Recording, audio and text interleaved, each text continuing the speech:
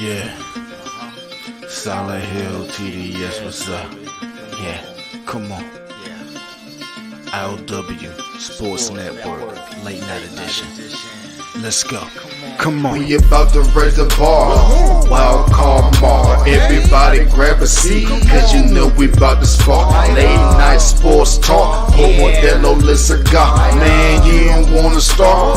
Wild card mark. We about to raise the bar. Wild card mark. Everybody grab a seat, cause you know we about to spark. Late night sports talk. Modelo Le Cigar. Man, you don't wanna start.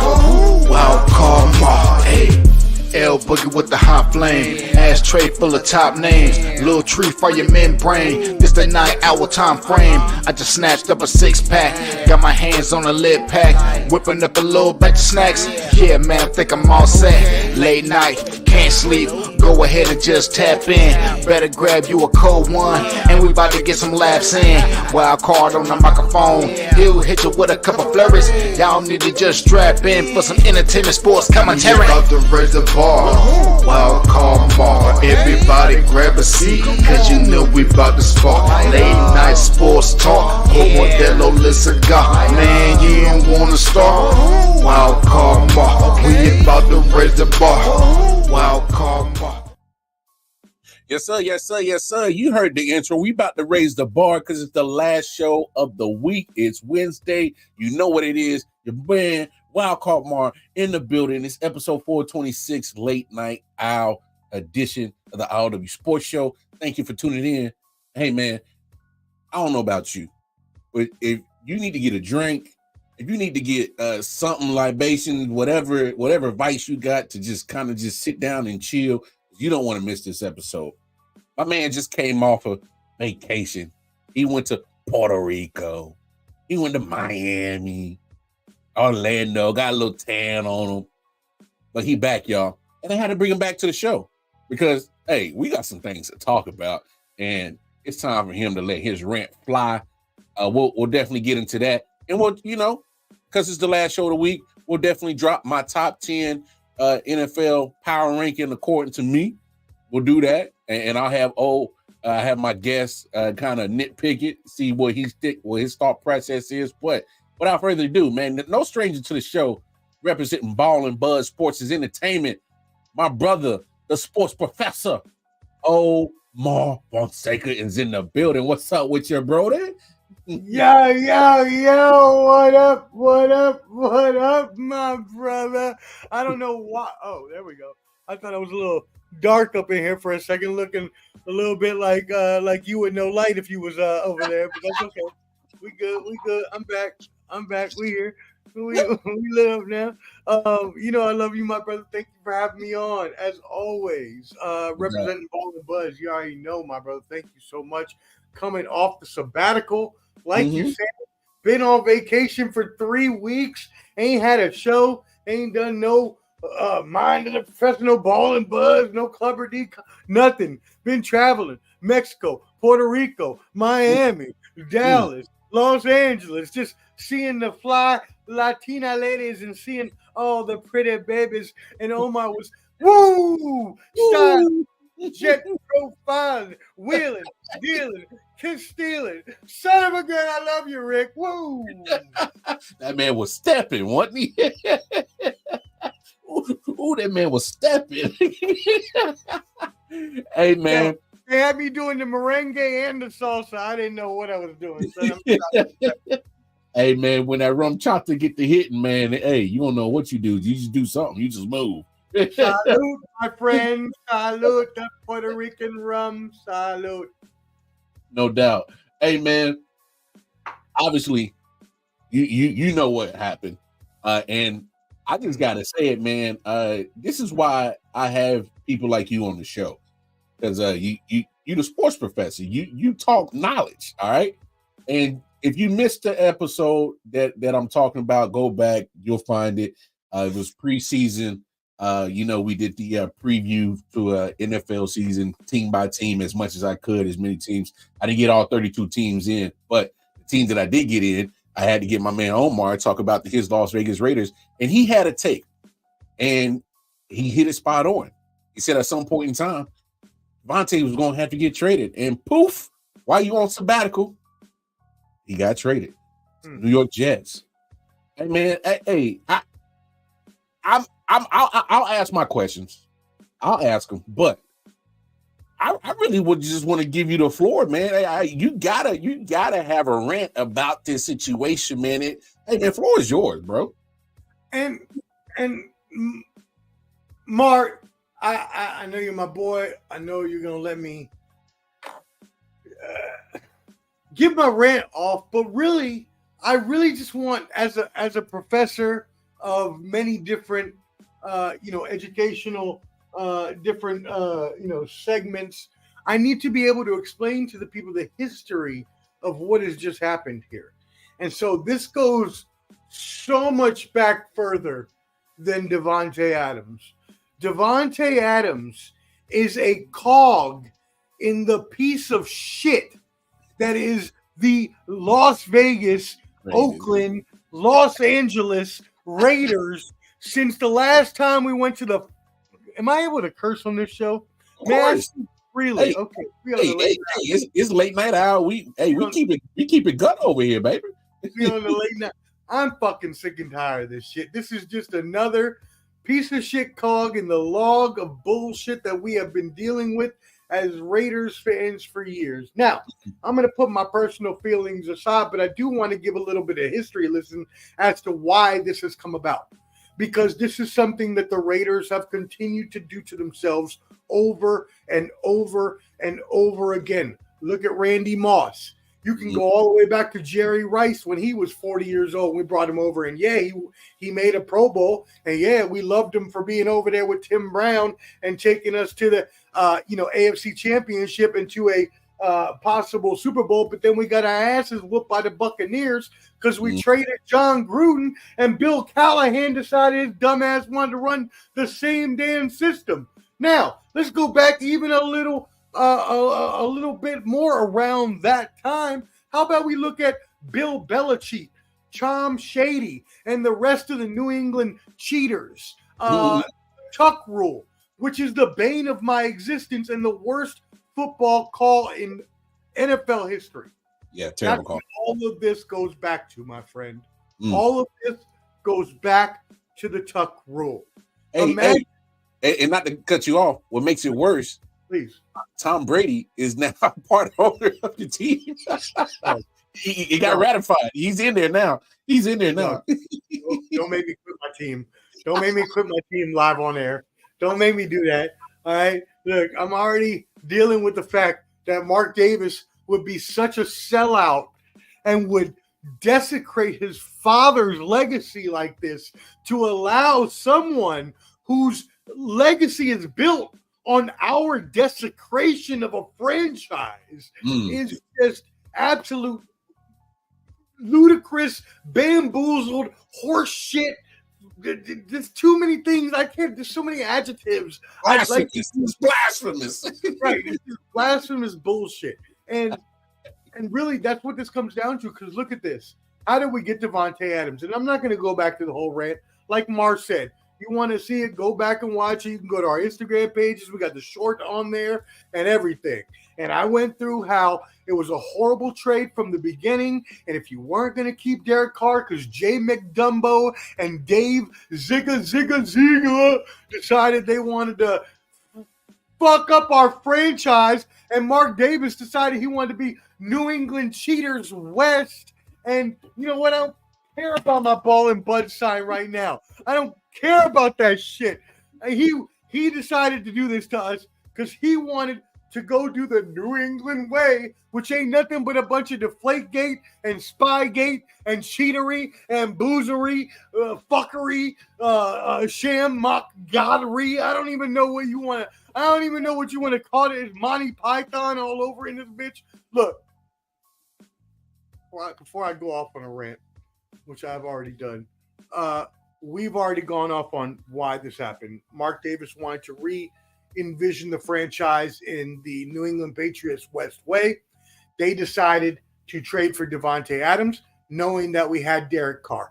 They decided, lucidly, may I add, wholeheartedly, may I add, to not only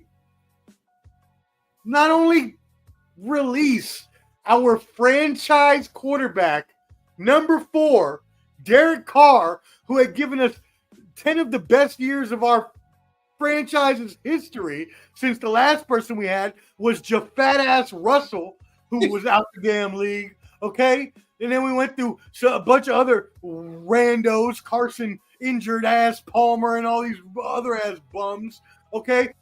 And we finally get somebody who has solidified the quarterback position. You bring the wide receiver in to be best friends, to complete the cycle, to bring the circle together, to win us a championship. Not only do you not let that last 14 games, but then you embarrass Derek Carr by sitting him. Then you release him and don't get anything for him.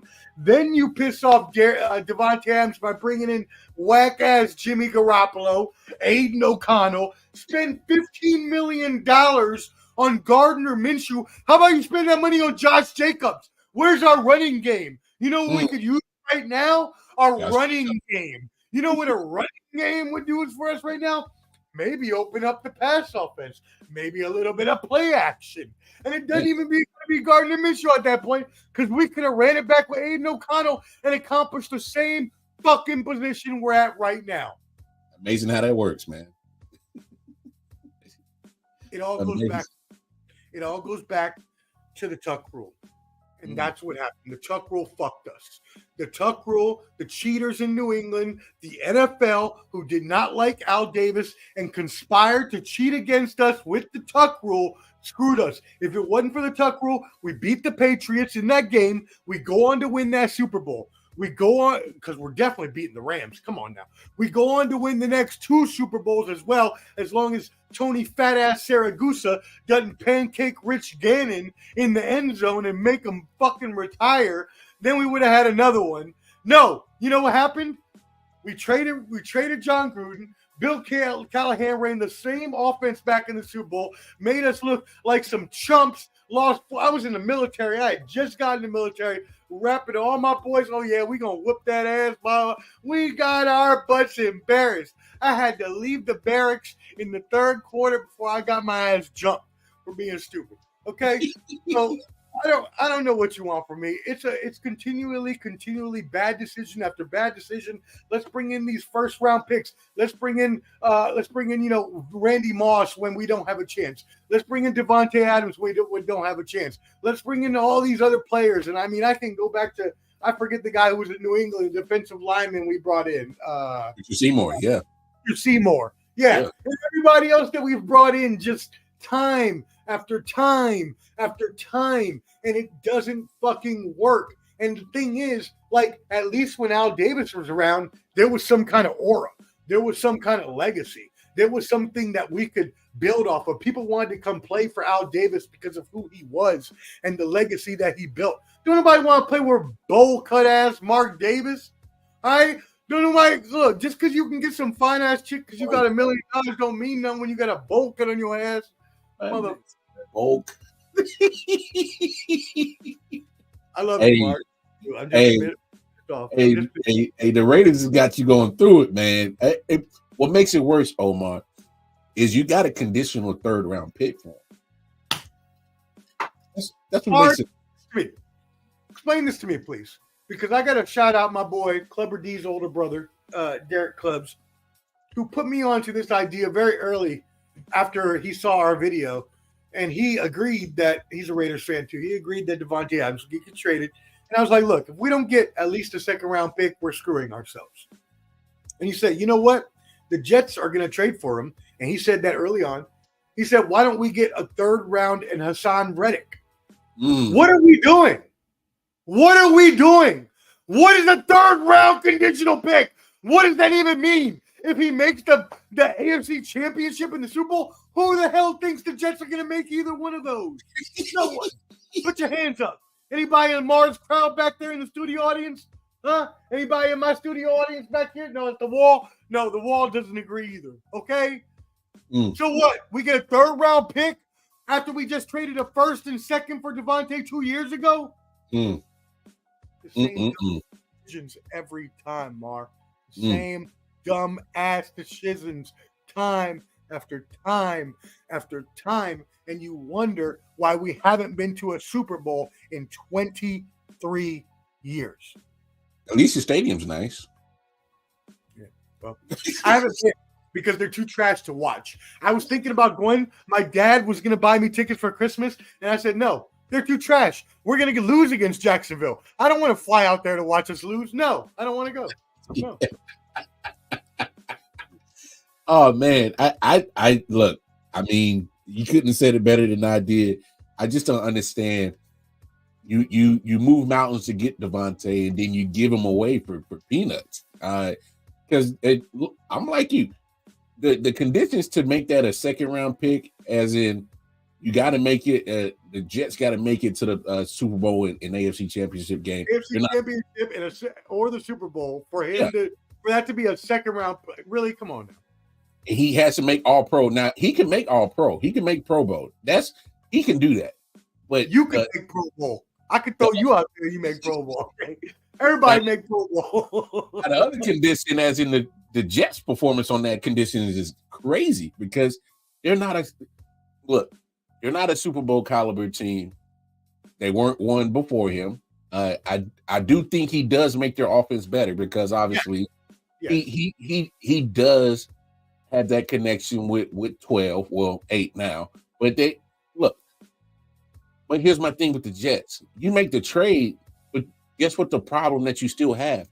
You still can't block for Aaron Rodgers. Yes. You still got that same problem. So you can have Devontae Adams. You got Tyron Smith, who was playing for the Cowboys. He's giving up 5 sacks. He's leakier than a water faucet right now. He's old and beat up. It's just a matter of time before he gets injured. Like that's been his MO for the last 6-7 years. He'll get injured. Vera Tucker, who the guard that they drafted high in 2021, I like him, but he stays injury. He's injury prone.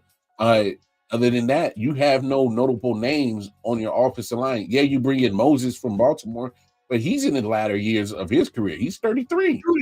Dude is Moses. What you talking about? That dude, what is he still in the league? I didn't even know he was in the league. That dude is like 305 years old. Same as his weight. What are we talking about right now, dog? You're still part in the Red Sea.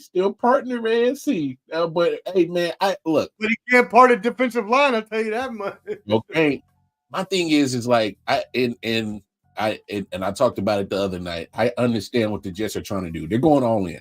You have to at this point. You have no choice. Well, yeah. I mean, you done fired your coach. You demoted your play caller in Hackett, which still was a dumb decision to even bring him in. You ruined a young man's career in Zach Wilson. That dude might never recover ever again in his lifetime.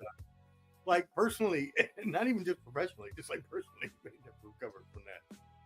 And it's crazy because it's like I'm looking at the Jets and I'm like, it's okay to go all in, but you still got to rectify the things that matter. And your trenches suck on the offensive side. They suck. Aaron Rodgers is 40, coming off an Achilles injury. What are you expecting from him behind the poorest offensive line? He has that. We known Aaron Rodgers to have enough mobility to get out some sacks, but he don't have that mobility coming off an Achilles injury, trying to avoid sacks behind that trash or line. Point blank period. They don't give him enough time, and that's the thing. Is his release time now? And I read a stat on this the other day that his release time is a half a second longer than it was 2 years ago. And that was just right before his Achilles injury, where he was still getting older, and that was slower than his, premium years. So we're talking, this is a guy who's a second and a half slower release time than his prime. Like, what are we talking about right now? If you can't be mobile and get out the pocket, you got some good pass catching backs in Breece Hall and Braylon Allen. Sure. You've got some wide receivers. If Mike Williams will catch a ball, you got Garrett Wilson, and now you got Devontae Adams. Sure. You've got a potent offense right now. But again, can the offensive line keep him, in the pocket long enough to be able to complete a pass? Yes, Devontae does help because he is more of, at this point, a possession receiver, a in and out receiver, either short yardage receiver where Garrett Wilson can be more of the downfield connection. Like you said, if you don't have enough time to throw the ball, it doesn't matter. And your defense cannot continue to keep you in the game against these high-powered offenses when you're not able to keep up with the offensive side. Facts. I'm looking at this NFC North, and all teams are over 500. You got 5-0 Vikings, I believe 4-2, might be 4-1 Lions. Let me double check. 4-2 Bears, 4-2 Packers. I talked about it the other day with my man Tony the Savant. I did not see this from the NFC North that all these teams were going to be above 500. I didn't see this. I thought it was just going to be a race between Detroit, Minnesota, Detroit and Green Bay. I'm sorry, and Minnesota might compete for a wild card spot. And I thought that the Bears would be a dumpster fire. But lo and behold, my thoughts on the Bears. I shared them the other day. I'm still not sold on them. I will give credit when credit is due. Caleb Williams has progressed. He's showing that he can play some ball. And so I'll eat that crow.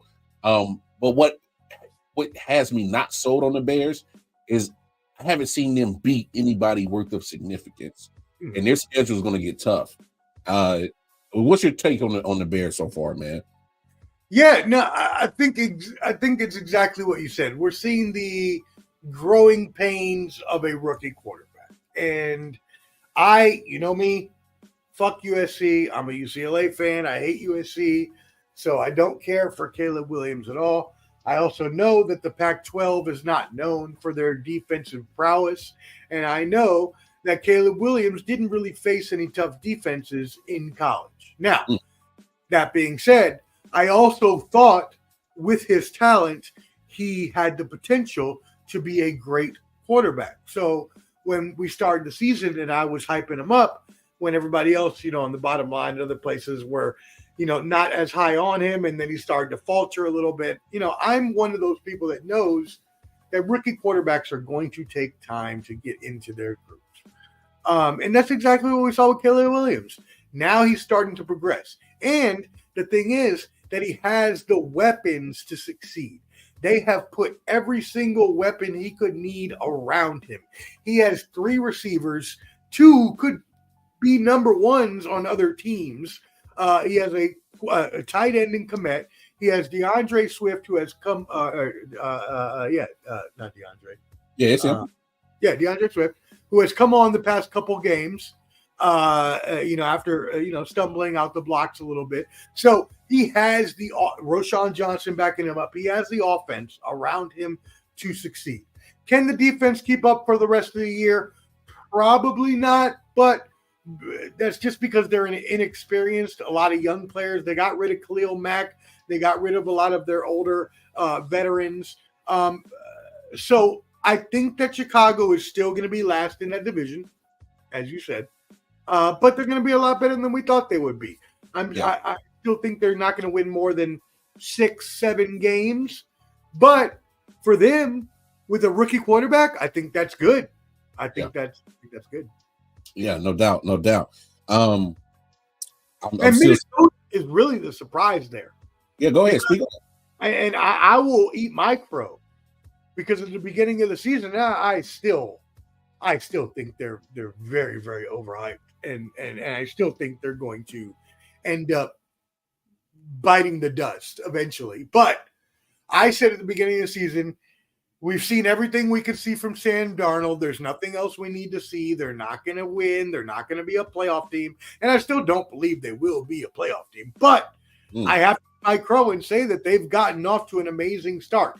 Now, I will not be one of those that subscribes to Sam Darnold for MVP or, Minnesota Vikings as a Super Bowl contender, but I will say that I was wrong and they are a much better team than I thought they were going to be because I thought they were only going to have about 4 wins at the beginning of the season. Yeah, and they've already eclipsed that with still them in Kansas City, the only undefeated team so far. What do you make of this Aiden Hutchinson loss? He'll be out for the rest of the season. I like the Lions. I really think they're good, but I don't know what to really think of them without Aiden Hutchinson. I don't know if they're going to be as potent on the defensive side as they once were. I mean, to be honest, if they don't call the Jets for Hassan Reddick, or if they don't call the Raiders for Max Crosby, I don't think they're serious about winning. What's your take on a Lions going forward without Aiden Hutchinson? Well, first of all, prayers up for Aiden Hutchinson because you got the right guy on the show. Because just about a year and a half ago, it's almost 2 years ago now, it was February of 2023, I as well broke my tibia. I was riding my bike. I almost got downtown, almost got ran into by a car. I decided to jump off my bike so I didn't get hit by the car. I landed on my heel and my tibia broke, at the bone in my knee. So much so that when I couldn't stand, the ambulance got there, rushed me to Vanderbilt for emergency surgery, said clear deformity. I knew that meant that they could see the bone kind of broken through the skin sort of thing. So let me tell you right now, that is one of the worst injuries you could ever have in your whole entire life. Only thing you can be lucky for, the doctors say, are two things. Either you have a clean break or you have a fracture like mine where it wasn't necessarily a clean break, but you don't have to have multiple surgeries. Because usually this type of injury requires multiple surgeries, at least 2 of them. They told me I would be very lucky if I did not have to come back for a second one. Thank God I did not have to. It worked out that way. So I only had to have that first initial surgery and not the second one 3 weeks later. That being said, I couldn't walk for 3 months. I couldn't even get out of bed for the first 4. My mom and dad had to take care of me hand and foot because I could not move. It's a tough recovery. I am praying for him to come back, but he's not coming back this year at all. And you're right. If they don't make a move, could they keep up? Sure. They've got a very, very good team. Do they necessarily need Hassan Reddick per se? No, but I guarantee you that you're right. He would definitely help them a lot. Max Crosby would definitely help them a lot. And if I were them, I would definitely be reaching out because Max Crosby is a Dan Campbell type of player. And if I'm the Raiders at this point, you selling. Yeah. Sell it. Hey, get what you can at this point. And I love Max Crosby, but get what you can. Yeah. But yeah, the Lions, Aiden Hutchinson was going to be the defensive player of the year. There was no doubt. Yep. He already had 6.5 sacks in the first 4 games. Like, he was going to be the defensive player of the year before this injury happened, and it's a shame. Yeah. Shame. It's crazy that injuries can make a difference on how your team looks from 1 minute to the next, man, and that's a huge loss for the Lions for sure. Let's go around the rest of the NFL. Are you buying stock in these Washington Commanders? I knew it. I knew you were gonna come to me with that crap. I mean, it's a good story. Jayden Daniels, who I predicted was going to be the better prospect than Caleb Williams, and so far he's showing it. And I'll say this: I thought they were very impressive in the loss to Baltimore. They didn't fold. They didn't pull Josh Allen in the Bills and just got their ass stomped. They hung in there tough. They didn't get the win, but they showed that they can hang with your upper echelon teams in the NFL. Are you buying stocks or are you waiting?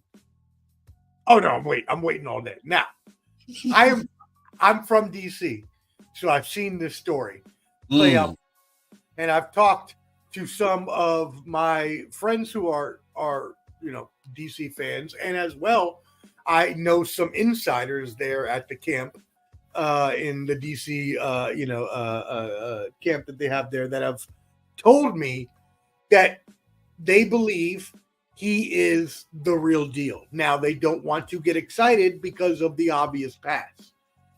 And there he is, my Redskins insider, On point and on time, Mr. Shane Peacher, live from Redskins camp. He believes, and the team believes, that they are legit. I even asked him how they feel about the RG3 pass, because obviously there are some similarities between the two. And Shane Peacher has told me that obviously, as long as there are no injuries, they believe that he can be better than RG3 ever was. Right. Now, what we've seen it from him is, to that point, the truth. He is the first rookie quarterback ever to have 5 touchdowns and 300 yards rushing and passing per game in his first 5 games. So when you look at that, you say, wow, for a rookie quarterback to come in and do this. And again, I'm going to eat some crow here. I don't usually do this because, I'm the professor. I'm usually right. But I thought that Jaden Daniels was not going to be as good because I saw him at Arizona State. Because again, I was a Pac-12 fan. So I saw him at Arizona State and he was not good. So when he went to LSU, I was like, he's probably just going to flame out under Brian Kelly. He did the opposite. Now he's progressing. Do I believe that this changes Washington's franchise? If he stays healthy, yes. If he doesn't, no. But again, does that mean they make the playoffs this year? I think they're along that Minnesota Vikings vibe. I believe even if he's good enough, they'll still probably flame out, fringe, wild card sort of. But that's not what they care about. And if you ask Shane Peacher and you ask the rest of the Redskins fans and Redskins insiders, they will tell you that progress is him staying healthy, and progress is him and them winning more games than they had expected to win. True. Hey, that's fair enough. But I will say this: looking at the NFC East right now, wide open, like Stormy Daniels' vagina. What are we talking about? What are we talking about? Sorry, Stormy, you didn't deserve that. You didn't deserve that. I should have said strays, Stormy catching strays. Hey, but I should have said Jenna Jameson. My bad. The analogy still applies. At the end of the day, Giants. Nobody's worried about the Giants. The Giants are still the Giants. Brian Daboll's getting fired. Daniel Jones is gone. Ooh. Now I'm with you that Daniel Jones, because I think this is the last year that they got guaranteed money and they're able to get out their contract after the season. I feel bad for him. I think he's gone. Now, as it pertains to Brian Daboll, oh man, it's tough to. Does he deserve to get fired? Yes and no. And here's why I say yes and no. He deserves to get fired because what he did 2 years ago with Daniel Jones, and he made him look like a competent quarterback, but you haven't been able to replicate that the last 2 years. You haven't been why? Oh, I could tell you why. Because there's a running back that they had who went up to went to Pennsylvania. He went to Pennsylvania. It's funny how that works when your offense doesn't look the same when you let an elite running back just walk out the door. Got nothing for him. Absolutely nothing for him. You let him walk. Ridiculous. You didn't. As far as I've heard, they didn't even attempt to re-sign him. No, I don't watch Hard Knocks, but from the clips I saw, it was more of a hello, we'll think about it. Oh, really? You don't want? Okay, goodbye, sort of thing. Like you drafted this running back. You drafted this running back to be your franchise running back. He has carried your team. Your team. Yeah. And you just let him walk for Daniel Jones. a matter of fact, if I hear anybody calling him Daniel Dimes, I'm gonna slap the shit out of you because he does not drop dimes. All right. No doubt. There are no nickels. There are only pennies and below, and I don't even know if there's anything below pennies, but that's all there are. It's crazy because I'm like, obviously nobody's worried about, but to that part of Brian Daboll, I also don't think that he doesn't deserve to get fired at the same time because their general managers suck. All right, they've absolutely. I understand you've put money in the trenches on the defensive side. That front four, hey, I can say, hey, that's a legit front four. You put millions of dollars in that front four, but the problem is that you decided to bolster up a defensive line, but the defensive side of the ball was never really the Giants' problem. It was we need consistency and actual production on your offensive side, and then you let the big piece of that production walk out the door. So that's kind of like, what are you expected? So I don't. Nobody's threatened by the Giants for sure.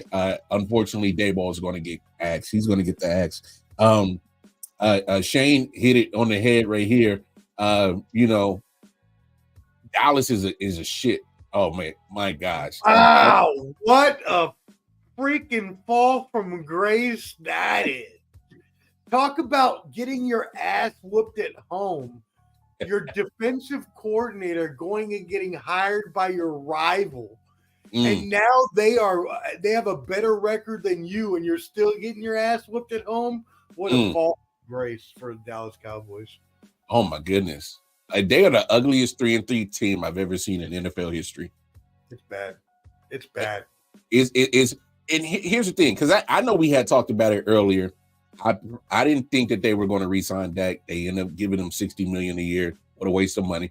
They re-signed CD. That made sense. And I remember your take. You was like, "We'll try to sign all three." I did. I said sign all three. Now what do you do? What do you CD, do now? To be honest, I don't know if you re-sign Micah Parsons now. He's injured now. Well, not just that he's injured. It's the fact that the defense has been trashed, and it's been trashed with him on the field. So how do I justify giving you this type of money and say that you're worth top tier elite pass rusher money when you haven't really affect the pass rush of my defense? The defense is horrible. Yep. I cannot justify, if I was a smart GM, I can't sit here and say that, hey, Micah Parsons, I'm going to give you Nick Bosa money, but I'm not getting Nick Bosa production. Now, there are games, specifically when they play the Giants twice a year, that Micah Parsons is elite. When he plays Bishop Sycamore, he's elite. All right? Thanks, Bishop Sycamore. When he plays elite offenses, I can't sit here and say that you deserve Nick Bosa type of money because you're not a about that though. Think about what you're saying. We were just talking about him being Lawrence Taylor, the next of Lawrence Taylor, and now we're talking about not even signing him to a contract.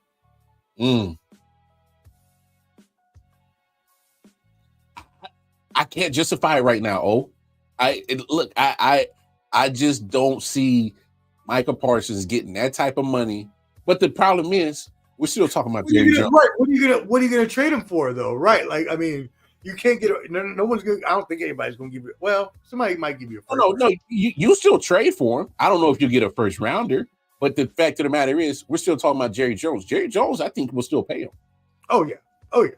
And he'll wait till the offseason, so he has to pay him $200 million more. Yeah. And Shane brings up another point. You made zero offensive, or not just offense, but you made little to no move in offense to make yourself better. Me and Tony Savant were laughing at, your biggest move was bringing back Ezekiel Elliott. Come on, now what are we doing? You got rid of him for a reason. He went to New England and floundered for a reason. So you're bringing him back, and you got him and Rico Dottle and all these other weapons, and Flo would say, "Get the fuck out of here." Okay, so I like Jake Ferguson. I like their tight end, and CD Lamb is pretty much your only weapons that you got on the offensive side. They should have signed Derrick Henry. That was their biggest problem. We can admit that right now. But even if you don't sign Derrick Henry, why did you not re-sign Tony Pollard? Tony Pollard is actually looking good on a trash Tennessee team. Yeah, playing decent. Yeah. He's playing decent on a trash team. So I don't know how you don't. And then it goes back to the point, you can't run the ball. So now you're forced for your $60 million man a year to throw the ball 40 plus times a game. That's not winning success. That's not a formula for success. I look at the Cowboys, I'm like, damn. y'all keep just bamboozling y'all fan base, and they just keep working over money. Take it, Jerry. Yeah. America's team was the greatest branding marketing exercise I have ever seen in my life, because that has lasted the test of time for a team has sucked for the past 30. Genius, absolutely genius. And then of course last team in that division, who I think I can't wait to see this matchup between Washington and Philly. Philly doesn't steal. They're kind of mid. They look mid. They look very mid right now. What's your thoughts on Philly? They are looking mid, as the kids would say right now. Maybe a little low key. I don't know if I'm saying the things right. But what I will say is I'm too old to talk like that. So what I'll say is I think the Eagles are going to be fine in the long run. Now, this all depends on how much of a crater there is actually between Nick Sirianni and Jalen Hurts. Now, Flo has brought this up plenty of times since the offseason, and I kept downplaying it because I believe that there's always craters between quarterbacks and head coaches. Always. Because you're the two people that have the offensive competing ideas that are going to want to have to, the quarterback wants to run his system, the head coach has their system, and they have to merge and kind of figure out their way along the way. So the whole time, like, that's fine, even if they do have a little bit of disagreement, because that's what's supposed to happen between two offensive-minded people that are trying to head in the same direction. Now, that being said, this crater is looking to be a little more Grand Canyon-sized than we thought. Because when you got Nick Sirianni taking shots in press conferences and subtle shots at that, and then Jalen Hurts responding subtly as well, but no one actually calling anyone out by name, it's going to start to infect the locker room. It starts to bring a sort of disintegration of the morale of the group. And I think that's what's happening right now. Now, again, I believe that Philadelphia has a good enough team to be a Super Bowl contender. I believe that they have faltered thus far, obviously. But I also think that they could be 5-1 instead of 3-3.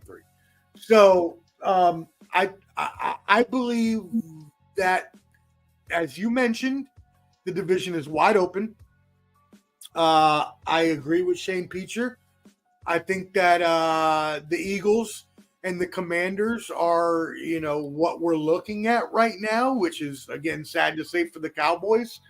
I don't think the Commanders' time is now, even with Jaden Daniels playing so good. You cannot expect a rookie to play that good all year long.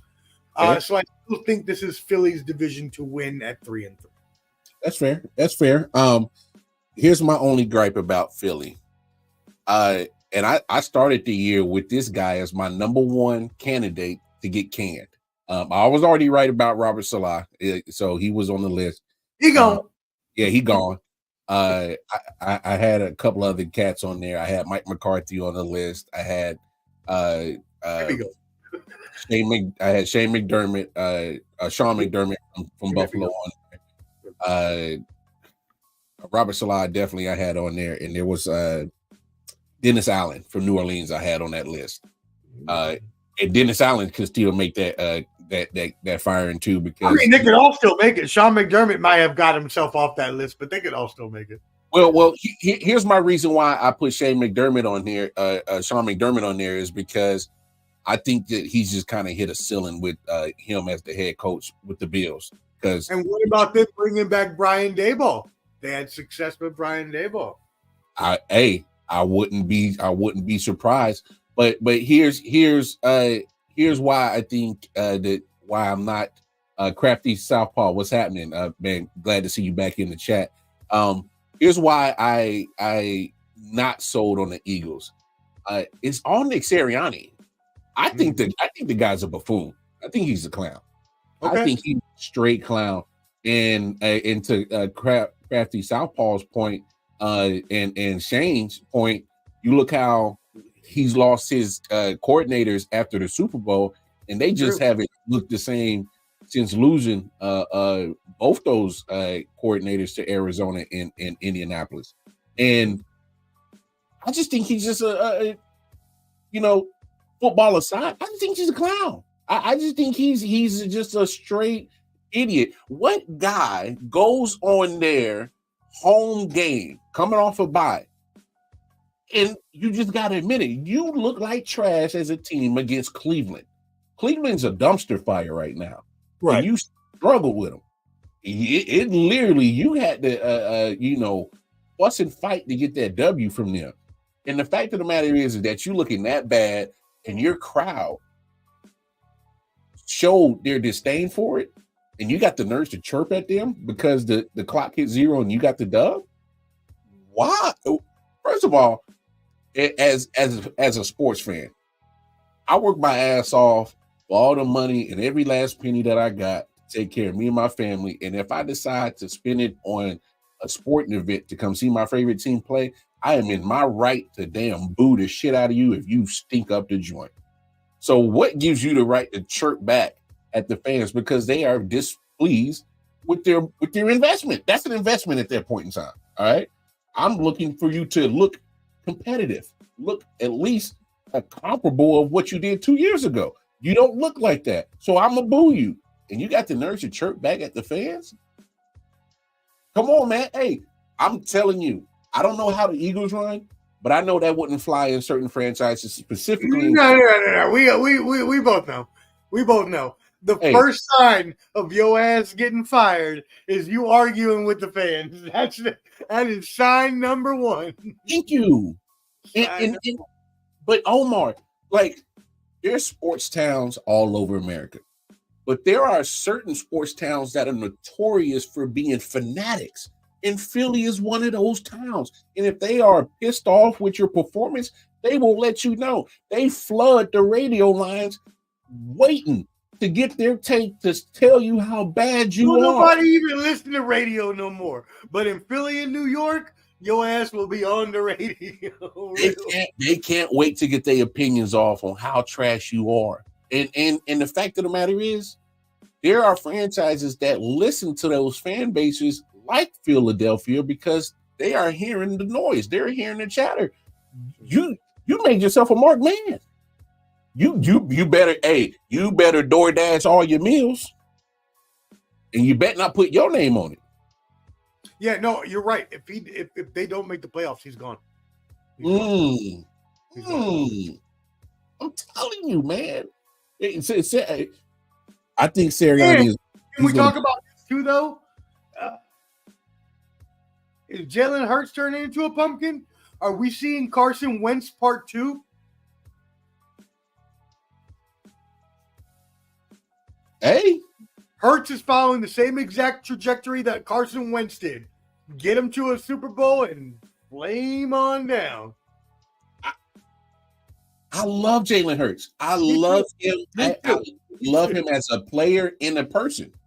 I like him. But the only problem is that if you can't consistently be what you were, there was literally talks of him being the MVP 2 years ago over Patrick Mahomes. And I've been on the record on my show and many other shows. I thought personally he outplayed Mahomes in that Super Bowl. Take away the fumble. That was a bad fumble. I understand that. A lot of people would agree with you. But my thing is that what we saw 2 years ago got you paid, got you the contract, but you have not brought that same guy back. And I understand there's some disconnect between you and Sirianni. There's some things that's just. Do we think another coach would help that? Do we think another coach, like, who is going to be the coach for Jalen Hurts that will bring out his potential? Is it a Mike Tomlin, maybe, that could bring out that sort of potential? Is it a Shane Steichen? I'm about to blow your mind. I'm about to blow your mind.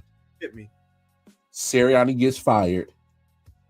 Jeffrey Lurie calls USC and says, "Hey, What's the buyout for Lincoln Riley? Okay.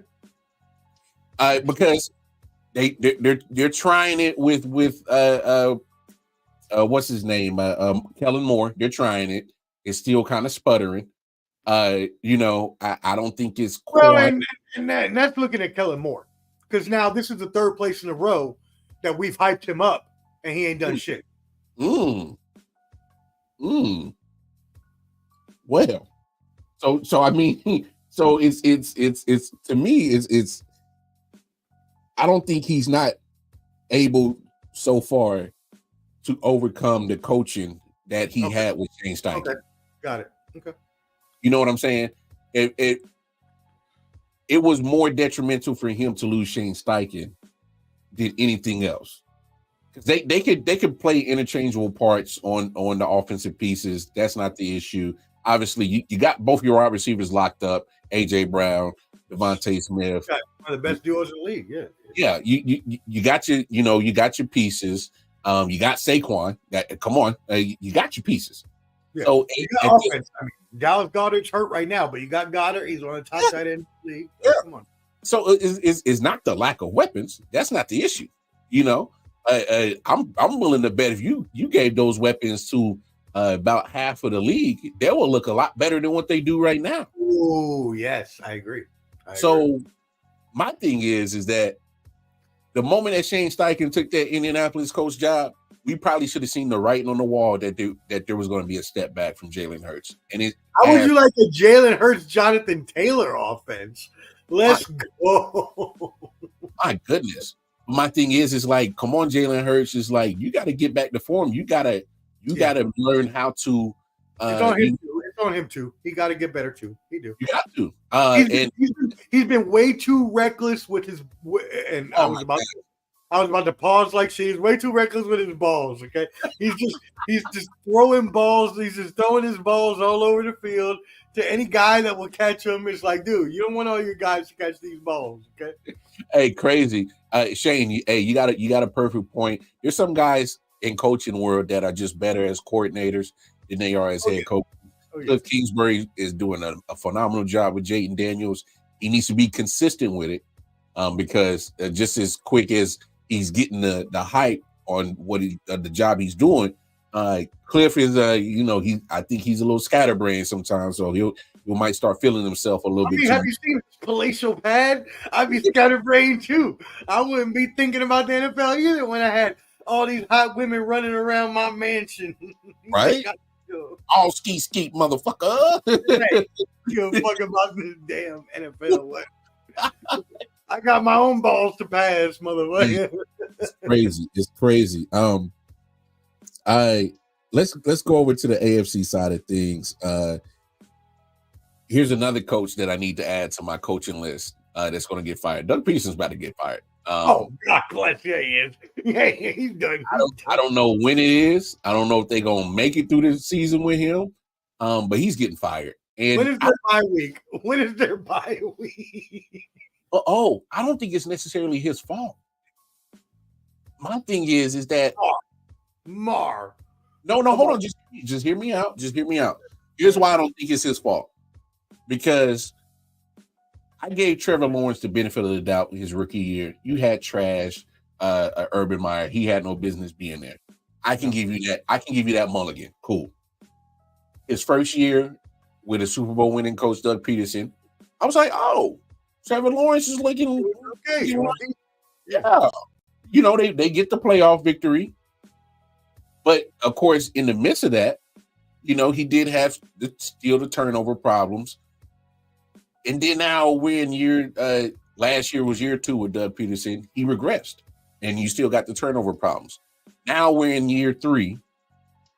Not only are you still a turnover problem, you are playing like trash, Trevor Lawrence. And his turnovers are such a problem. I think the turnovers, they're not getting fixed. And that's what's going to get Doug Peterson fired. I'm putting all the blame on Trevor. My thing is like, bro, you play quarterback position. You touch the ball on every offensive play. You got to be more careful with the football. You got to protect it. He's not protecting it. He's going to get fired because of this reason. They paid him in the offseason. It's much harder to move a top dollar $57-58 million a year quarterback. It's tougher to move him and to just write the coach off and just give him the rest of his contract and say, be gone. It's a lot easier to do that. And unfortunately, Doug Peterson is that coach. He'll get fired. He's out of there. What's your thoughts? Yeah, Sunshine. What up, Sunshine? Look, man. Not every quarterback is going to pan out in this league. It's a tough league. And Trevor Lawrence has had his flashes. Rewind, Shane. Go back to the beginning of the show. Oh, yeah. You go back. All right, baby. You don't want to miss that. You definitely want to go rewind that. I believe that this season, and yes, you're completely right. Trevor Lawrence is acting like Jalen Hurts. They're both being very reckless with their balls. I do not believe that Trevor Lawrence is done in this league. Obviously, as you mentioned, he's not even done in Jacksonville because there's no way that any team that pays the quarterback is going to get rid of the quarterback. And that's the problem with this league now is that we pay these quarterbacks especially so much money that it's head coach versus quarterback, and obviously the quarterback is going to win out every time. Fine. I don't really care for Doug Peterson as a coach anyways. I think his Super Bowl, appearance was more of a fluke and him having a product of a really good team that he had more than anything. And while I do believe that he's a better coach than Urban Meyer, and while I do believe that he did help Trevor Lawrence in his first year, I believe he has also helped him to regress this year. Also, you got rid of Calvin Ridley. You brought in Brian Thomas, one of the best rookie receivers in the league, going off right now. Yeah, he's actually playing football. Yeah. Christian Kirk has stepped back, right? Evan Ingram has been hurt. Travis Etienne has been hurt. So now we're starting to see the crumbling pieces kind of fall down from the Jaguars' mystique of last year. And again, you're right. It's not going to be Trevor Lawrence. It will be Doug Peterson that goes, and hopefully they can bring in a Shane Steichen coach. I love you, Shane. I'm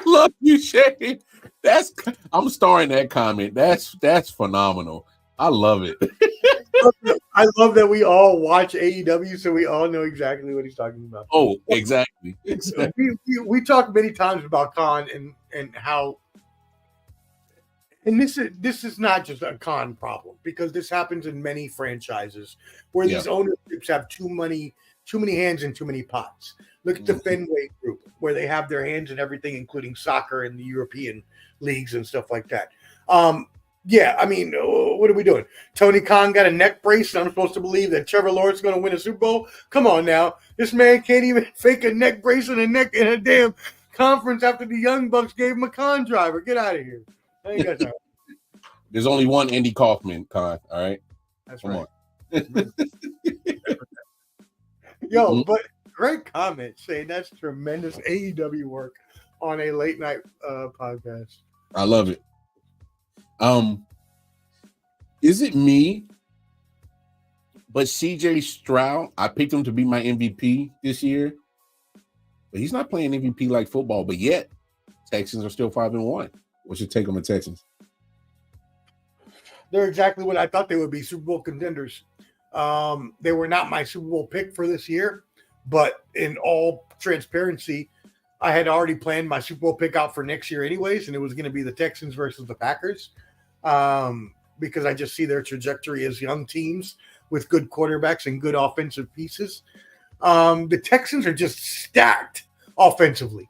And now that Dixon is back from injury, I don't see many defenses that can stop the Houston Texans offense. And CJ Stroud at this point, while he had a rookie season that was above his head and above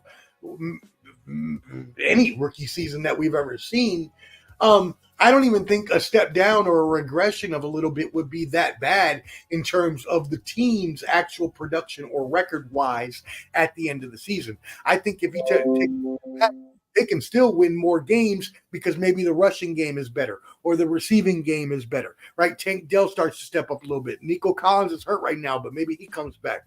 And maybe Stephon Diggs starts being a number one again or whatever it is. But they have the pieces to be a top 5 offense in the NFL. And their defense is on point. They got Will Anderson guarding that front line. They got Derek Stingley back in the backfield. Like, they've got pieces all over this team. They are Neil Hunter's wreaking havoc up front too. Yeah. I think you answered that question masterfully. That was perfect. That's probably the perfect answer that you can answer that way. Because although I think he's not playing at an MVP level, I agree with you 100% on that take that so much talent on that team that it's okay that he's not playing like he did last year because it's not really hurting him. Now, with all that being said, when they go up against Baltimore, go up against Kansas City, that's going to be a true test. And obviously they got the Chiefs on their schedule this year. It's in Arrowhead, so we'll see how that factors in.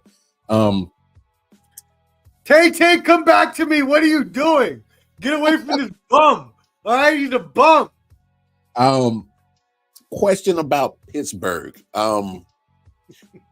Mike Tomlin has not closed the door on sticking with one quarterback.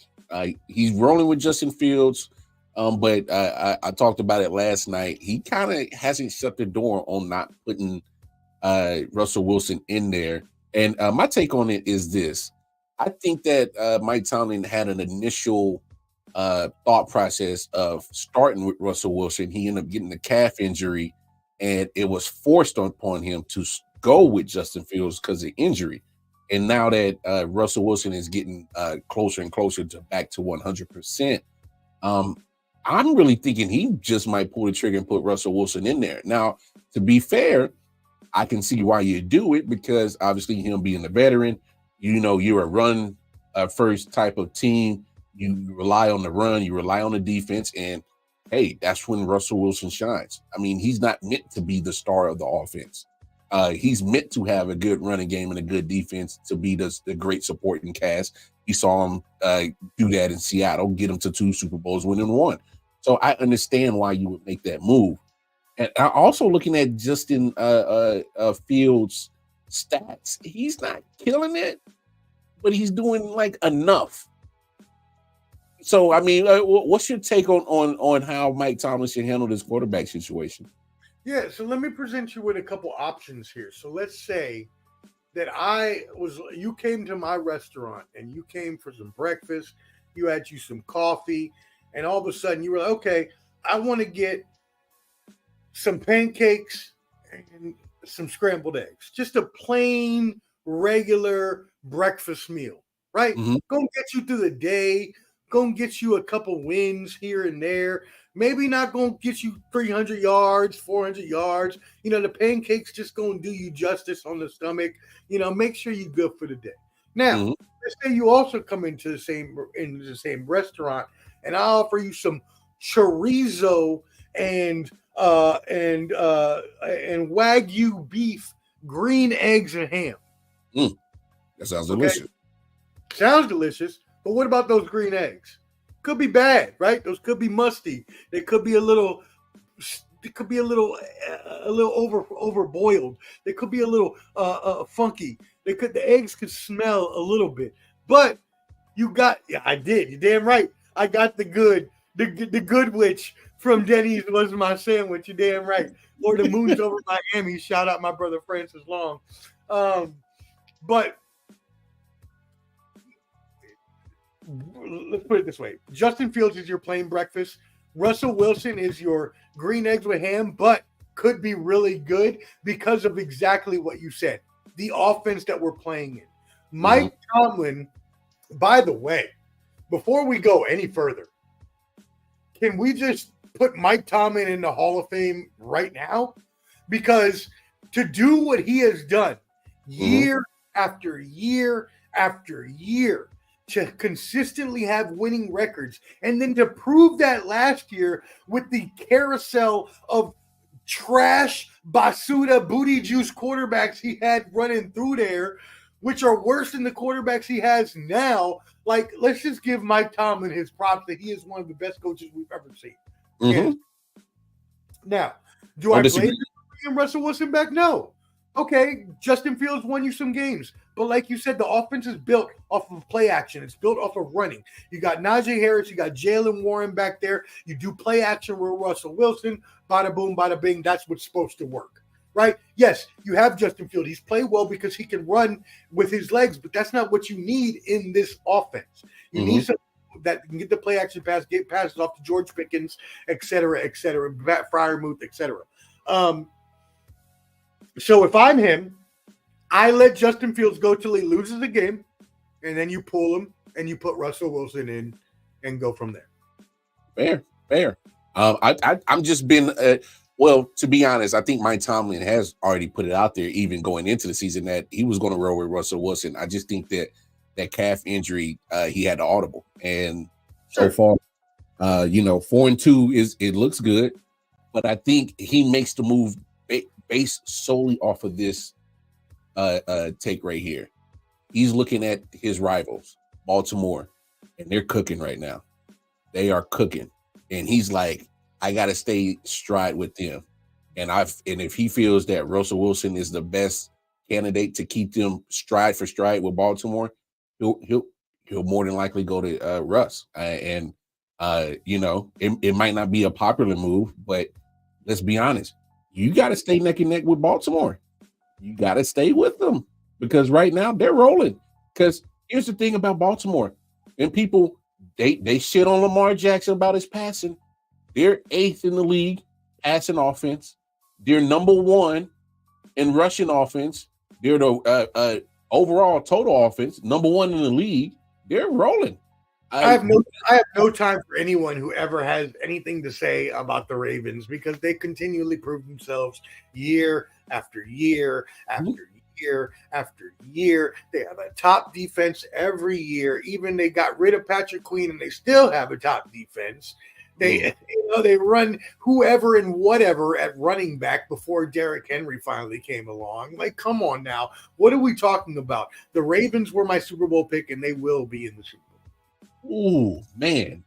Look, you said a mouthful right there, but Derrick Henry, I'm trying to tell you, it goes back to the earlier comment. You look stupid, Jerry Jones, not even trying to offer the man. He wanted to be there. He wanted, yeah. He was ready to sign in Dallas. Sure was. He was ready to sign. You never offered him. And he signed late with Baltimore, too. So it's not like you didn't have a chance to get him. You chose not to. You bring back Zeke Elliott. That's working wonders for you, right? And fact of the matter is, they finally, after 2 games, obviously losing the tough loss to Kansas City, losing to the Raiders, they haven't looked back since. And they finally figured out how to use both Lamar Jackson and Derrick Henry in that running game. And like the gap between them and everybody else in the league and rushing the football, it's that Grand Canyon crater that you were talking about. And let's let everybody know, because there's a lot of novices out there that are not paying attention to and watching actual football like you and I are. The run game is in vogue now. They are bringing back the power rush offense. We're moving away from a passing NFL and we're going back to the running backs. And running backs are going to start making a lot more money. Bingo. Hey, I'm so glad you said that, because fact of the matter is, they tried to devalue the running back position. They tried to, and it was like, no, running backs aren't important. Bullshit. Baltimore, they stuck with the plan. They've always been a run first team. And lo and behold, watch it come back full circle within the next few years. You're going to see people going back to investing in the running back position, and they're going to make the running back position a focal point again, and it's going to come back full circle. And one of the best parts about that is Saquon Barkley and Josh Jacobs being so good on their now second contracts. Mm-hmm. Big time. Big facts.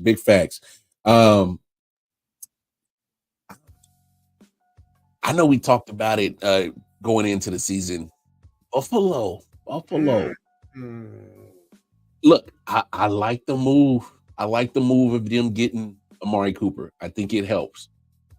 But to me, it showed that they really thought that getting rid of Diggs and Josh Allen was going to be able to play Superman for 17 games. 6 games in, they was like, "Yeah, we 4-2, but hey man, go get And that. Cook is hurt. And Cook is hurt. Come on now. Go Get that man a wide receiver." You go run that man into the ground, son. You go run that man into the ground. And Cooper is just a Diggs mold. What are we talking about?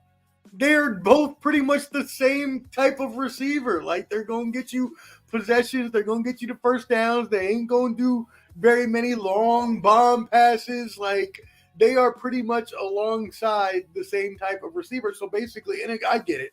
Diggs and Allen were having problems. I get it. Whatever. Who cares? You're always going to have problems between receivers and quarterbacks, just like you will quarterbacks and coaches. Yeah, but you find a way to work that out, bro. You find a way. So now they're going to bring Cooper in, and Cooper is I will say this, knowing both of these receivers very well. I went to the University of Maryland, so I know Diggs very well. Shout out my fellow Terp. And I'm also a Raiders fan, so I know Amari Cooper very well. Amari Cooper is a much, much more mild-mannered person than Diggs is. So Cooper is not going to speak up as much. He's not going to fledge his disappointment as much, his emotions or feelings out there as much as Diggs would. And not that that's a bad thing, but maybe for Josh Allen, it's what they need. And I think that Amari Cooper is a number one in this league. Still, yeah. And I think that's a big point on not only did they making the trade to get Cooper, but I think it plays a big part in the reason why they moved on from Stephon Diggs, because eventually, egos always conquer dynasties. I mean, go ask Julius Caesar how egos ruin dynasties. So history lesson for you youngins. I mean, it's some of those things. It's those intangibles about football. Rub and tug, not the rub and tug, not the. Oh, speaking of that, thank you, Shane, for the segue. Oh no. You talking about the worst trade in NFL history? The worst ever. The worst trade in NFL history? I mean, what was the worst before this? The Herschel Walker trade? It was up for number one for Herschel Walker.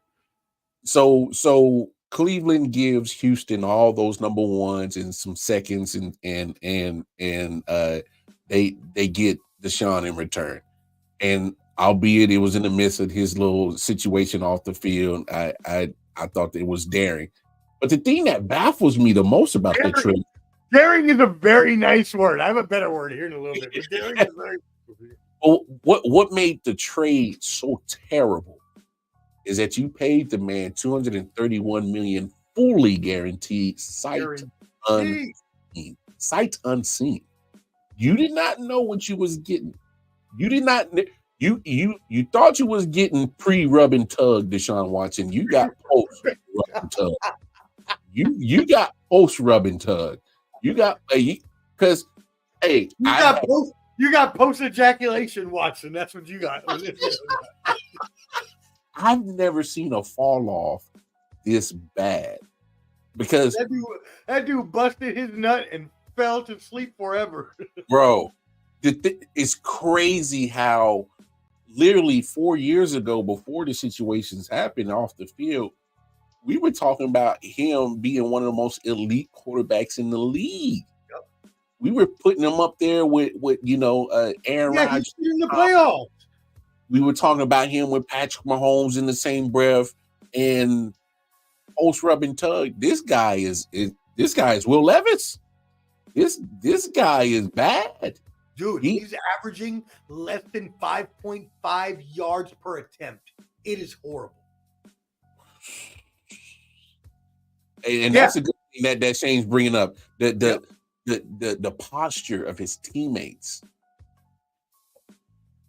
Omar, they can't get out of this contract, bro. No. And And they don't nobody, deserve to. They don't and deserve to. Fuck nobody, the Browns. They deserve no, everything that's coming to them. nobody is trading for Deshaun Watson. You're not gonna find a fool to convince them to take that man in his contract off your hands. You can't. I have said this.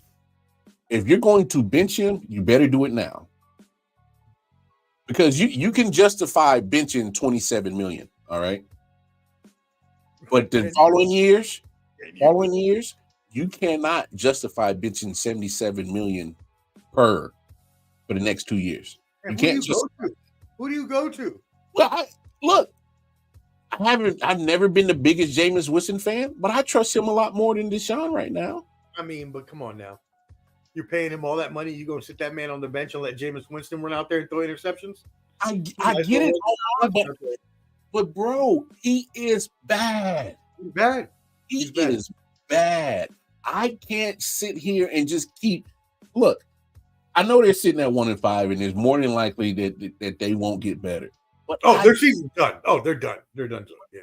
But still, I can't justify this guy being in the huddle, being the starting quarterback the way that he is playing. He is bad. But how do you explain to your fans that you're going to sit, like you said, $100 million over 3 years on the bench? Hey man, I'll just have to release a statement, say, hey man, this is in the best interest of wanting to win right now. Man, that's the best that I can do. But like you said, so that's the caveat. We obviously see that and speaking of Browns, my man Bobby G is a Browns fan. I feel for you, bro. Oh, sorry, bro. I'm a Raiders fan. I feel you. Look, the caveat about this is you've already traded away your number one weapon in Amari Cooper. So you're pretty much you're giving up on the season. Yeah, you're giving up on the season. So at this point, what's it even matter if you make the switch at quarterback? But as you mentioned, you're not going to trade him for anything. So you can't continue to sit this man on the bench, though. So what do? Do you bring in a quarterback coach to try to coach him up? What do? Do you run him through a massage parlor and try to get him juiced up again? Do you bring some naked women to lather them up in the locker room before a game? Hey, you took my answer right out of my mouth. I'm going to the boom boom rooms in Cleveland. I am making sure that we get all the first class treatment in all the spas. No cameras. All right. And we signing NDAs. And no cameras. All right. We going to the strip club every Saturday night before the game. So my man can get a couple lap dances. Okay. Bro, you got to try something to get this man's head back in the game. Because that man is missing some vagina bad. It's up here. It's up here. It's something is not clicking in that man's head that he has forgotten how to play football. Now I have to ask you this, and this is a serious question, and it's not a football question. Mm-hmm. If you, and not you personally, but if a person were to get themselves into a situation of the sorts, and you are accused across the country of basically being a molester, not a child molester, but a molester of multiple women, how does that affect your mind frame? Like, even if you move away from that place where, not that he didn't do it in every fucking place he went, but I mean, you move away to Cleveland where hopefully none of these massage therapists reside. How does that affect your mind mental health wise though? Like, why would you even expect him to become able to become a quarterback again? That was Omar. See, that's why you my dog. I thought that was the biggest thing that was going to be the hurdle for him, was the mental part of dealing with all that whole situation and him to focus solely on football. We can't forget, he just settled another suit. Another one just last week, right? Like, they're still coming another suit. So the fact of the matter is, if he just settled that suit just a few weeks ago, what else is going to pop up? So this is he thought it was over the first time, but then another one pop up. Are we going to have more? That is the thing about the whole situation is, I don't think it's done. I don't think for me, he's going to have to mentally still deal with the situations because we just saw another situation popped up and got settled. Hey, what did Cat Williams say? What did Cat Williams say? All big dick deviants will be exploited in 2024. this year, okay? In 2024, all these big dick deviants. I wish my camera were on so you could see me. I don't know what's going on. All these big dick deviants. Hold on, let me get so you can see my face when I say this. You know what I'm saying? Like, come on now. Cat told us. Cat told us. All these big dick deviants. Look at this. Have you ever seen it? You're right. Yeah, you're right. Yeah. There's nobody up there for him. Maybe he don't like that. Maybe he don't like the fat redneck white women. You know man, I mean? That's crazy. I'm sorry, Cleveland. I apologize. I ain't never been there. I don't know what you got. You might have some beautiful women there. I don't know. Not enough to make them play good, apparently. Not enough to make them play good. Yeah, no, you're right, man. I'm sorry. Like, his head's not in the game. I don't know what you need to do to get that juiced up, but you better do something because that's a waste of fucking money, and that is the worst NFL trade in history. And it's already setting that franchise back. It's going to set them back even probably for the next 3 to 4 years. I can tell you this as a fat ass Russell former quarterback holder. A quarterback will a wrong choice in quarterback will set you back at least 10 years. Yeah, that's all they got is the dog pound, and it ain't a whole bunch. I haven't seen the dog pound in forever. Where are they at? I haven't seen that. They ain't dog pounding nothing. It's bad. That's bad. You literally have to be a full idiot to top this bad trade. That's how bad. Look, everybody told them beforehand. It's not like the whole world wasn't like, this is a bad idea, and they still did it. So, hey, they got nobody to blame but themselves. And the fact that he runs that franchise with his wife, and the fact that his wife let this happen is even more disappointing than anything. Okay, so there were other teams in play to get Deshaun Watson that would have made the trade, and Cleveland did it. That's not the issue. The issue is that you paid him sight unseen that godly amount of money, fully guaranteed. Fully guaranteed, too. Fully guaranteed. Sight unseen. I think that's what makes the trade so bad, is you literally, we'll trade for him, which is, hey, understandable because you thought you were getting, pre-herc and jerk. But what you got is a guy who's mentally not in the game. His head is not there. I hate that you say Herc and jerk because I used to drink the Herc and jerk all the fucking time. In high school, I used to drink that Herc and jerk like nobody's business, yo. But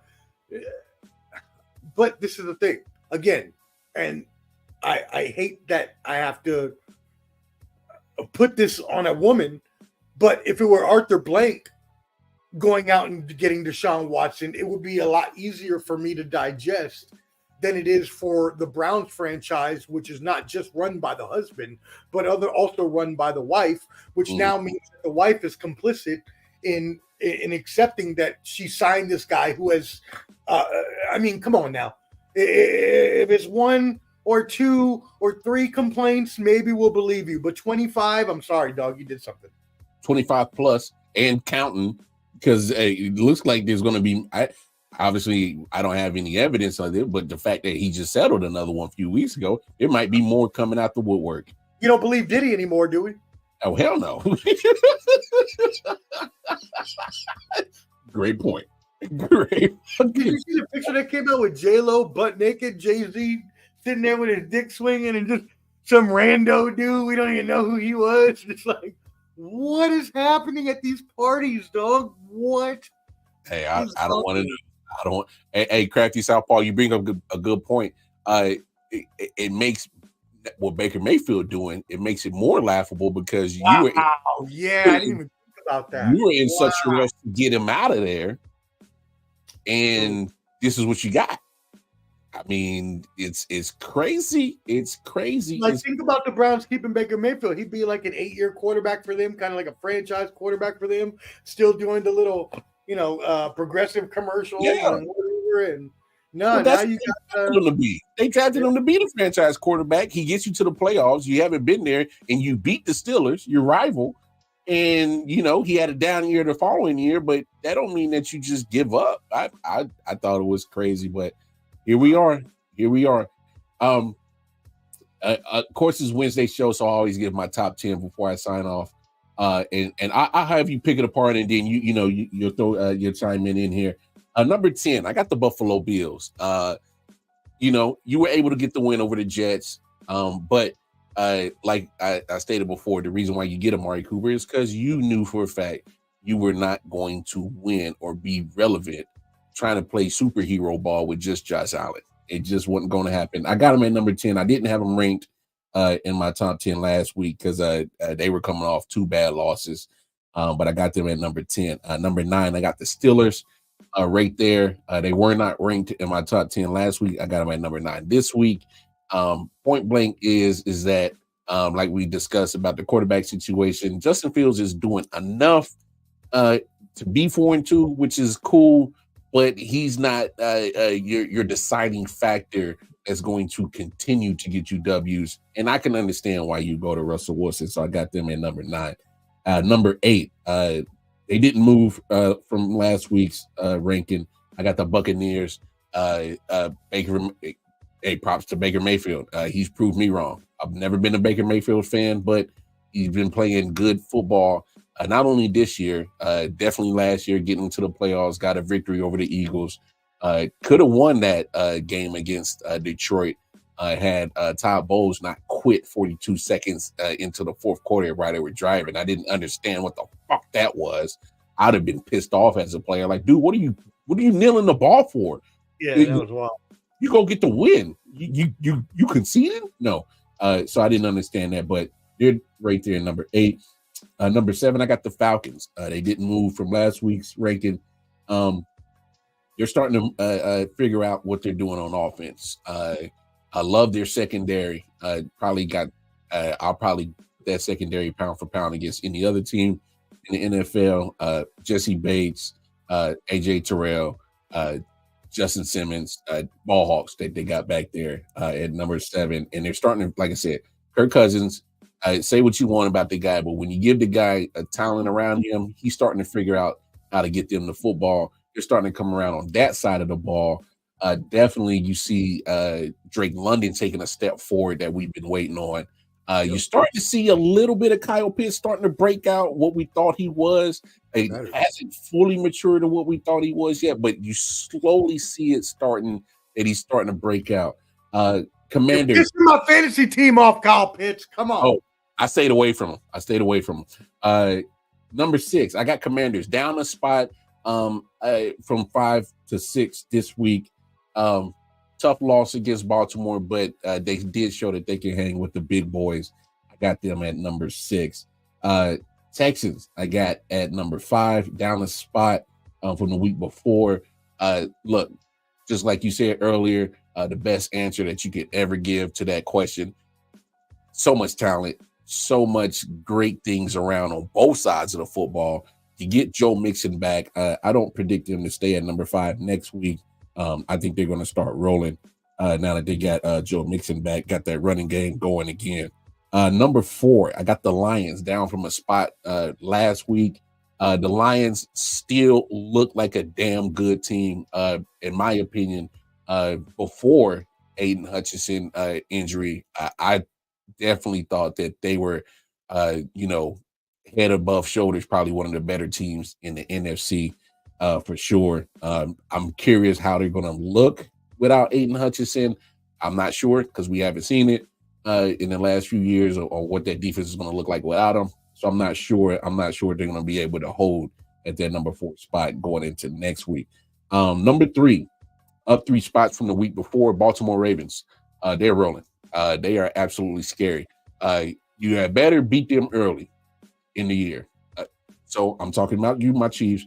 I'm glad you got them week 1. because you don't want to see them right now. And the way that they're playing, it'll be damn difference in the championship game from last year. They look scary. Just like you said, they were your Super Bowl pick, and I would not be mad if anybody picked them to go to the Super Bowl for sure. And hey, winning it. I mean, they're good, and they are damn good. Number 2, no change in their ranking. Minnesota Vikings. Look, they've been playing great football on both sides of the ball. I do have my trepidation, just like you, about Sam Darnold. Can he hold this up for the rest of the season? We've never seen it before from him. I don't know if things can change, but as of right now, Kevin O'Connell has him looking like a serviceable quarterback that knows what he's doing. Again, can he do it for the rest of the season? I don't know. Jury's still out. But right now, they are one of the better teams in the NFL. And of course, number 1, no ranking change on them. Kansas City Chiefs. Look, man, this is not a homer pick. This is just point blank, period. All right. You have injuries to your top running back, your top wide receiver, and you still find ways to win. Wow. And granted, I get it. Patrick Mahomes is a different animal. I get it. But this is a defensive team right now. It was a defensive team last year. When you got the defense pretty much carrying the load on a Patrick Mahomes-led offense type of team, that says something. And until they are beaten, they remain at the top. We'll see what happens. Look, they're not going to go undefeated. So to all my fellow Chiefs fans, get that shit out your head now. They will not go undefeated. There's some teams left on this schedule that will give them a run. And just hope that they can, look like they can three-peat, all right? Right now, they look like they can three-peat because any obstacle that's been thrown ahead of them, they've been able to conquer it. But there's a hurdle called Baltimore Ravens that you do not want to see come January. I'm telling you right now, you don't want to see it, all right? You better hope that they flounder and get bumped out by some team like Houston or somebody else, and they just don't play Baltimore Raven football for one game in a playoff matter and get bumped out. But I'm telling you right now, that's a hurdle that's going to be real hard to leap over for sure. Shane says you'll find out soon about Darnold with division play coming up for them. Oh yeah, especially with the way that their division's been playing. We talked about that earlier. It's been crazy how the NFC North has all of a sudden got the best division in football, which is crazy. Hey man, go ahead, nitpick at anything or swap some teams out that you want to, man. Go ahead, take a stab at it. Yeah, just a couple here that I have. As you mentioned, I am not a believer in the Minnesota Vikings. So because of the fact that I am also not a believer in the power rankings have to go by record, I will move the Vikings down, even though they are 5-0. I will move them down to number 5. I'm going to put the Texans above them. I'm going to put the, all those teams that you mentioned, the Ravens, all those teams are above them to me. Mm-hmm. I still do not believe they're that good, and I believe they will falter by the end of the season. Moving down to the bottom of your rankings, again, same thing with the Commanders. Look, man, I'm from DC. I want my friends to be happy. Even though I hate the Redskins. I mean, oh, shit. See, I'm so used to living in D.C. Even though I hate the Commanders, I just don't think that a rookie quarterback, and I will say this about any rookie quarterback, and this is even after C.J. Stroud's rookie season last year, because that can always be an outlier. Mm-hmm. I do not believe that rookie quarterbacks are able to lead their teams to Super Bowls, much less just, playoff victories. So I personally move the Commanders down. I would move the Packers up into the top 10. I would move the Bills up into maybe even 6 or 5 range. And San Francisco is going to be my 10th team because I don't care if they're 3-3. They've dealt with a lot of injuries, and they've proven when they don't have injuries that they are a top team. Now, have they persevered through the injuries like Kansas City has this year? No. But Kansas City has done something that you mentioned is just unbelievable. If anybody else had dealt with these injuries, they would be 1-5. So the fact that Patrick Mahomes can power them through those injuries, well, Brock Purdy's not Patrick Mahomes. Mhm. And so, but I do still believe that San Francisco, once they get all their pieces in order, I still believe are a Super Bowl contending team. So I'll put them there at number 10. Fair. Hey, no quorums. I definitely struggled with those last few teams, 10-9, because I was thinking I kind of like the way the Packers are starting to get Josh Jacobs rolling. I know they're dealing with some injuries with Zaire Alexander that kind of has left their secondary a little bit exposed. But hey, say what you want about Jordan Love. I think that guy's legit. I think he's legit. No, he's a dude, yo. Like when you find yourself a quarterback, and again, the Packers just know how to do this shit. It's just one after the other. Brett Favre, Aaron Rodgers, like they know how to create and develop quarterbacks. Bingo. That word, develop. And I talked with my man, Man Down Zoe, part of Man Down Sports. Shout out to them. He's a Falcons fan. And I think that was kind of some of the points that I made on how to justify getting Michael Penix in that draft was develop. Maybe he doesn't see the field this year. And hopefully, if he doesn't see the field, that's actually a good thing. That means that Kirk Cousins is playing well. And so I think the reason that they got so much backlash, not that I think, we all know the reason that they got so much backlash is because though they had just signed Kirk Cousins. It wasn't like they had Kirk Cousins for 3 years and then drafted a quarterback. Now, at the same time, though, you got to look at quarterbacks with Achilles. Look at Aaron Rodgers. He ain't doing shit. Kirk Cousins was even lambasted because he had a bad first game.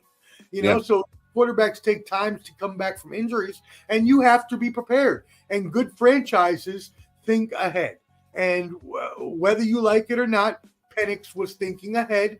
And whether you like it or not, oh, well, now they got him in the backup, and now he's going to be a quarterback for them in the future. So, hey, it's called insurance. All right.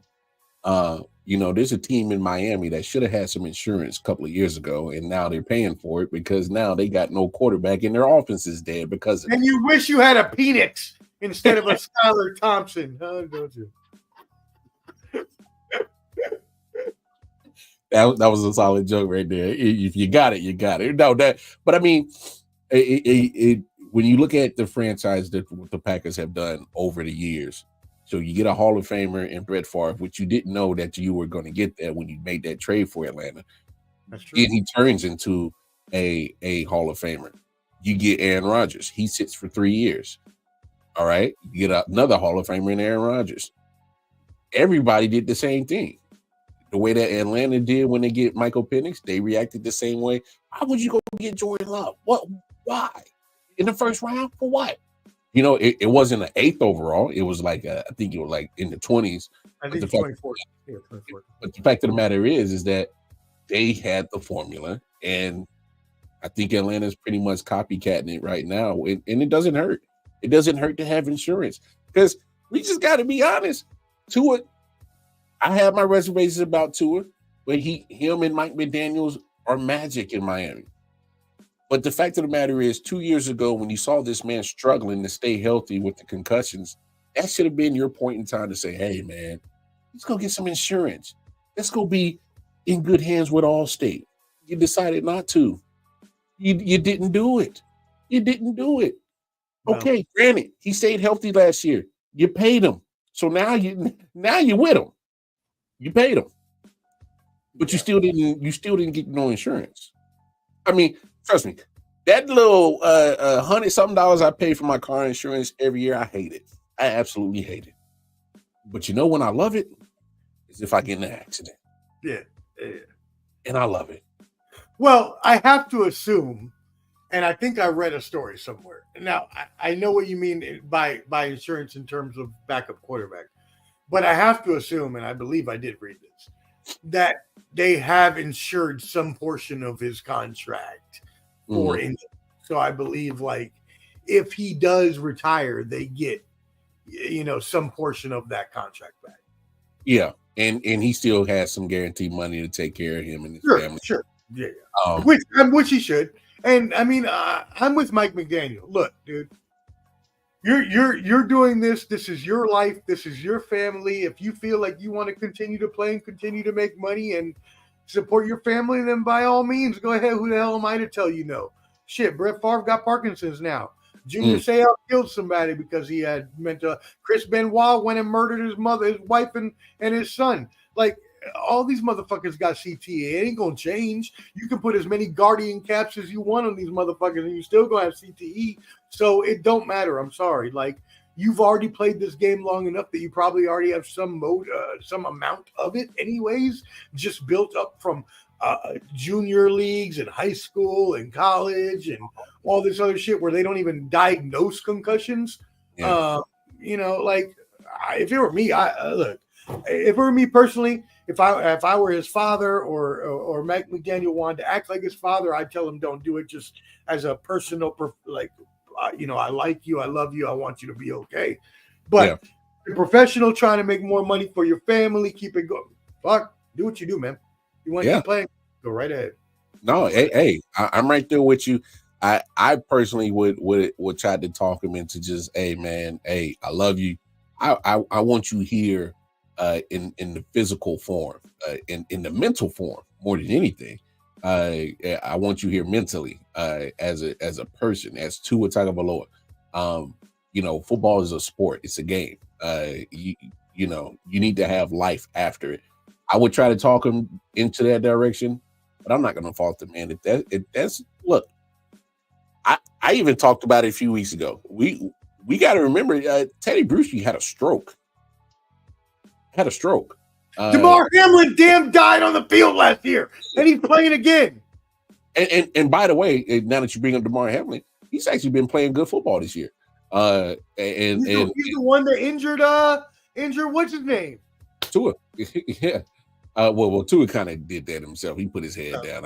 I didn't understand that, but at the end of the day, you've seen stories of people that have like DeMar Hamlin, like Teddy Bruschi, who life was in danger, and they've come back and played meaningful football. Bruschi had a stroke, came back, and ended up playing 4 more years. Alex Smith it was on the surgery table, a fungus eating at his leg. An infection literally took not only his leg. People need to understand, Alex Smith nearly died on the table. Yeah, he almost died. Yeah. He came back and played meaningful football. So I'm not going to tell a man not to do what he loves. Their livelihood, like they don't know anything else. Exactly. So I'm not going to be the one to say, oh, you shouldn't do it. You shouldn't do this. You shouldn't do that. But at the end of the day, it is what it is. Hey, Shane, man, appreciate you jumping in, man. We about to get out of here. Hey, brother, we love you, man. Thank you. No, for sure. Hey, great stuff, Shane, man. I appreciate you jumping in the comments. Just do us a favor, man. Go ahead, like, share, subscribe to both Ball and Buzz Sports and Entertainment and I.O.W Sports Network. Everybody, do the same. Like, share, subscribe to I.O.W Sports Network as well as Ball and Buzz Sports and Entertainment. Hit that bell notification. Tap in with us. Because please believe there will be many future collaborations between myself and the sports professor Omar. Man, drop the social so that people make sure that they like, share, and subscribe to your content, my brother. Yes, sir. As you mentioned, you already know where you need to be. I need everybody right now. I know you're watching on YouTube because this is where I watch Mar on his late night out episodes every week. I'm on my couch every day and I'm watching a late night episode. I'm commenting, so I know you're on there now. Get on your YouTube, hit in Ball and Buzz, BALLAND BUDS. You see the logo. Go ahead and subscribe to the YouTube because I add the videos every day. I'm now doing boxing interviews. I'm at the country box events here in Nashville. I interviewed Albert Hainsworth last week, so go ahead and check that out. And yeah, we're same place on Instagram, but yeah, just YouTube is the most important. Next week we'll have Clubber D Combat G special for UFC 208 to preview that and review the boxing fights we had recently. And as well, I will be coming up with a new show the professors, Sports Professors Weekly, and it will be coming on. By the way, I need y'all to know your Monday lineup is going to be tremendous. Okay, you have Stephen A. Smith coming on at 4:30 in the afternoon, right? Following up Stephen A. Smith is the even better Wild Card Mar at 5:30 in the afternoon. And then right after him, you're going to have me coming up there about 6:30 in the afternoon with my new show. So y'all make sure you tune into Ball and Buds. And like Mar said, it's Ball and Buds and I.O.W. all day. We already are family, and this will continue to keep on, so y'all keep in touch. Yes, sir. Yes, sir. Yes, sir. Hey, y'all know the deal, man. Said it all. Tap in with Ball and Buzz Sports Entertainment. At the bottom of the screen, that's where all the I.O.W. Sports Network social media platforms is at. And if you want to tap in with me personally, right there at my fingertip, Twitter, Casey Wildcard Mar, because I be doing so many podcasts. I just post all my shit right there, and you can get into it. Hey, man, always a pleasure. Always a great time. Hey, y'all know what it is. We gonna get up out of here. Hey, we'll see y'all next week on 3 more episodes of the I.O.W. Sports Show, Late Night Owl Edition. On behalf of Omar, the sports professor, I am the Wild Card Mar. Y'all take care of yourselves. Take care of each other. God bless. We out of here. Peace. Yeah. Silent Hill TDS, what's up? Yeah, come on. I.O.W. Sports Network, Late Night Edition. Let's go. Come on. We about to raise the bar. Wild Card Mar. Everybody grab a seat, cause you know we about to spark. Late night sports talk. Modelo Le Cigar. Man, you don't wanna start. Wild Card Mar. We about to